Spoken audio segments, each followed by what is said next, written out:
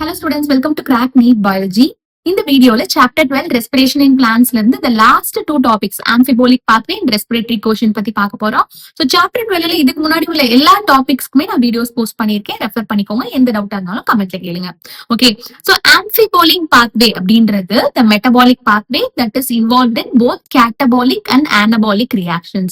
So catabolism means breakdown of molecules, anabolism means synthesis of molecules.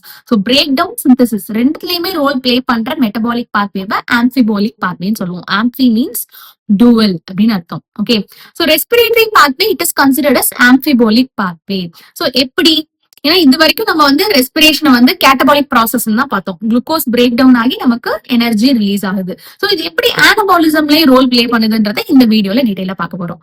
Okay, so glucose தான் எப்பவுமே ரெஸ்பிரேஷனோட favoured substrate. ஏன்னா glucose it's simple sugar, readily available. Also first step of the respiratory பாத்வேல it is entering the pathway. So glucose தான் எப்பவுமே favoured substrate. எல்லா கார்போஹைட்ரேட்ஸுமே குளுக்கோஸா convert ஆகி தான் ரெஸ்பிரேட்டரி பாத்வேல என்டர் ஆகும். Okay, whereas other substrates like proteins, fats இதெல்லாம் எப்பவுமே ஃபர்ஸ்ட் ஸ்டெப்ல என்டர் ஆகாது. ஆல்சோ அசச் என்டர் ஆகாது. புரோட்டனும் ஃபேட்டுமே மத்த இன்டர்மீடியேட்ஸா பிரேக் டவுன் ஆகி தான் இந்த ரெஸ்பிரேட்டரி பாத்வேல என்டர் ஆகும். ஓகே, சோ ஃபேட்ஸ், ட்ரைகிளிசரைட்ஸ் பாத்தீங்கன்னா கிளிசரால் அண்ட் ஃபேட்டி ஆசிட்ஸா பிரேக் டவுன் ஆகும். அண்ட் கிளிசரால் 3-phosphoglyceraldehyde கன்வெர்ட் ஆகி தான் it will enter the respiratory pathway. whereas fatty acids பாத்தீங்கன்னா acetyl CoA கன்வெர்ட் ஆகி it will enter the respiratory pathway. Krebs cycle enter ஆகும். Okay, so இது நீட்ல கேட்டிருக்காங்க. fatty acids எந்த பயோமாலிகுலா convert ஆகி ரெஸ்பிரேட்டரி பாத்வேல என்டர் ஆகும்? acetyl CoA கன்வெர்ட் ஆகி. ஓகே, தென் புரோட்டீன்ஸ் எடுத்துக்கிட்டோம்னா புரோட்டியேசஸ் புரோட்டீன்ஸை டீக்ரேட் பண்ணி இண்டிவிஜுவல் அமினோ ஆசிட்ஸா கன்வெர்ட் ஆகும்.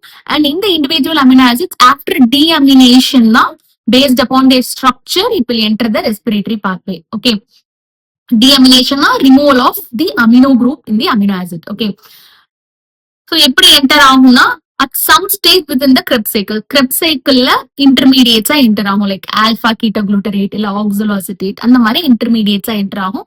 இல்லனா pyruvate or acetyl CoA ஆகும். The proteins will enter the pathway after breaking down.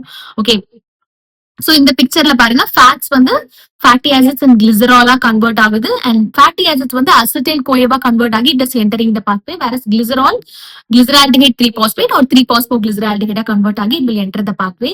carbohydrates எப்பவுமே simple sugar glucose convert ஆகி தான் it will enter the pathway.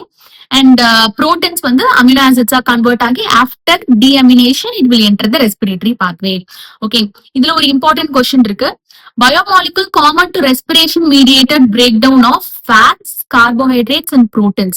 So இது மூணுக்குமே காமனா இருக்கிற பயோமாலிகுல் acetyl CoA. இது NEET ஆஸ்பெக்ட்ல it's very important.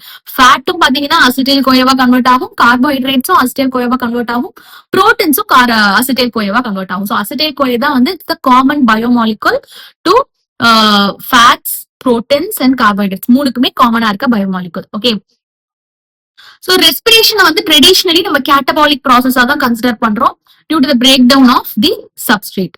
But இது ஆனபாலிசம்லயே ரோல் பிளே பண்ணுது. ஃபார் எக்ஸாம்பிள், இந்த acetyl CoA எடுத்துக்கிட்டோம்னா அந்த same intermediate compound that enter the pathway for break down, அதாவது ஃபேட்டி ஆசிட்ஸ் பிரேக் டவுன் ஆகி acetyl CoA இந்த பிரேக் டவுன் ப்ராசஸ்க்கு என்டர் ஆகிற இதே acetyl CoA it will be withdrawn from the respiratory pathway. respiratory pathwayல இருந்து withdrawn ஆகும் for the synthesis of fatty acids. okay, so fatty acids break down ஆகி acetyl CoA respiratory pathwayல enter ஆகுது. But when the organism need to synthesize fatty acids, so இப்ப இந்த ஆர்கானிசம்க்கு fatty acid தேவைப்படுது அப்படின்னா இந்த acetyl CoA it will be withdrawn from the respiratory pathway. okay, so acetyl CoA will be withdrawn from the respiratory pathway to synthesize fatty acid. because organismக்கு அந்த fatty acid தேவைப்படுது அப்படின்னா respiratory pathwayல இருந்து acetyl CoA withdrawn ஆகும் for the synthesis. so respiratory pathway it is playing a role both in the breakdown and synthesis of fatty acids. அதே மாதிரி புரோட்டனும் எடுத்துக்கிட்டோம்னா it will play a role in both breakdown and synthesis. so நமக்கு ரெஸ்பிரேஷனுக்கு protein break down ஆகி it is entering the pathway. இப்ப protein தேவைப்படுது ஆர்கானிசம்க்கு அப்படின்னா இந்த intermediates it will be taken from the pathway, the respiratory pathway for the synthesis of proteins. okay, so respiratory pathway both breakdown and synthesis of proteins and fatty acids ரெண்டுத்துக்குமே role play பண்ணுது. So அதனாலதான் respiratory பாத்வேவை ஆம்பிபோலிக் பாத்வேன்னு சொல்றோம். as it involves both anabolism and catabolism. இது NEET ஆஸ்பெக்ட்ல important. Respiratory pathway வந்து ஆம்பிபோலிக் pathway, கேட்டபாலிக் pathway கிடையாது, ஆம்பிபோலிக் pathway. Okay, தென் respiratory quotient. So நமக்கு தெரியும் ஏரோபிக் ரெஸ்பிரேஷன்ல ஆக்சிஜன் கன்சியூம் ஆகுது, கார்பன் டை ஆக்சைடு ரிலீஸ் ஆகுதுன்னு. சோ இந்த ரெஸ்பிரேட்டரி கோஷன்ட் ஆர் ரெஸ்பிரேட்டரி ரேஷியோனா என்னன்னா, the ratio of the volume of carbon dioxide evolved to the volume of oxygen consumed. Okay, so respiratory quotient is volume of carbon dioxide evolved to the volume of oxygen consumed. இது NEET ஆஸ்பெக்ட்ல important. Okay, so இந்த respiratory கோஷன்டோட value எதை depend பண்ணிருக்கோம்னா, the type of the respiratory substrate. So எந்த respiratory substrate வந்து utilise ஆகுதுன்றத பொறுத்து ரெஸ்பிரேஷன்ல இந்த ரெஸ்பிரேட்டரி கோஷன்டோட வேல்யூ வந்து டிஃபர் ஆகும். சோ இப்ப கார்போஹைட்ரேட்ஸ் வந்து ரெஸ்பிரேட்டரி சப்ஸ்ட்ரேட்டா இருக்கு அப்படின்னா அது கம்ப்ளீட்டா ஆக்சிடைஸ் ஆயிடும். சோ தட் கார்பன் டை ஆக்சைடு இவால்வ்டும் ஆக்சிஜன் கன்சியூம்டும் ஈக்குவலா இருக்கும். ஓகே, சோ நமக்கு வந்து ரெஸ்பிரேட்டரி கோஷன்ட் 1 கிடைக்கும். வேற ஃபேட்ஸ் வந்து ரெஸ்பிரேட்டரி சப்ஸ்ட்ரேட்டா இருக்கு அப்படின்னா ரெஸ்பிரேட்டரி கோஷன்ட் வந்து லெஸ் தேன் 1 தான் இருக்கும். ஏன்னா ஆக்சிஜன் கன்சியூம்டு வந்து கார்பன் டை ஆக்சைடு இவால்வ்ட விட அதிகமா இருக்கும்.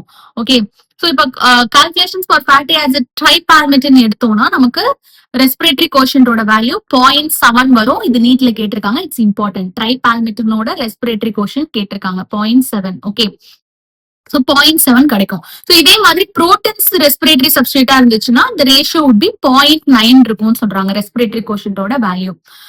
சோ இது ஒரு இம்பார்ட்டன்ட் பாயிண்ட் என்னன்னா, இப்ப லிவிங் ஆர்கானிசம்ஸ்ல ரெஸ்பிரேட்டரி சப்ஸ்ட்ரேட்டோட ரெஸ்பிரேட்டரி கோஷன்ட் வந்து எப்பவுமே மோர் தேன் 1 தான் இருக்கும். Okay, so pure proteins or fats எப்பவுமே வந்து ரெஸ்பிரேட்டரி சப்ஸ்ட்ரேட்டா யூஸ் ஆகாது. நம்ம ஆல்ரெடி பார்த்தோம் புரோட்டீன் ஃபேட் ரெண்டுமே வந்து பிரேக் டவுன் ஆகி இன்டர்மீடியரி பயோமாலிகுலா தான் ரெஸ்பிரேட்டரி பாத்வேல என்டர் ஆகும். Pure protein or pure fat அப்படியே என்டர் ஆகாது. Okay, so respiratory quotient living ஆர்கானிசம்ல எப்பவுமே மோர் தேன் 1 தான் இருக்கும் ரெஸ்பிரேட்டரி சப்ஸ்ட்ரேட்டோட ரெஸ்பிரேட்டரி கோஷன்ட்.